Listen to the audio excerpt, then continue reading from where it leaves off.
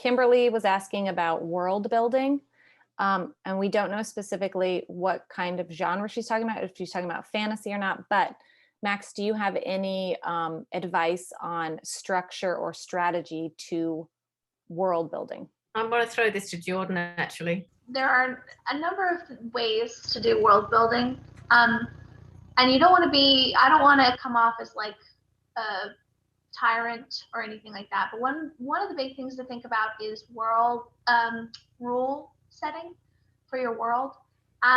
Drama is different because if it's reality based, like it's, you know, not magically based drama, then it's more about setting the scene. It's about setting sort of the limitations of location and, you know, what you need to tell us in order for us to understand what's happening in your story. For horror, it's a little bit different because if horror involves a monster or it involves a special series of rules, the important thing is to, as subtly as possible or as naturally as possible, tell us what those rules are so that we can kind of track them and then not break those rules.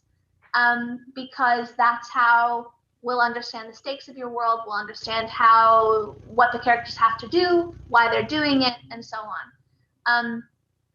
And it's sort of like the iceberg principle, you know. You may have 100 things that you want to put in for world building.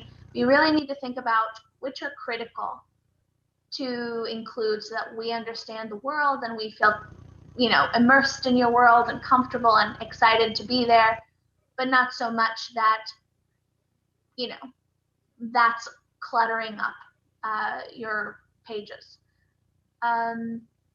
Anything else, Max?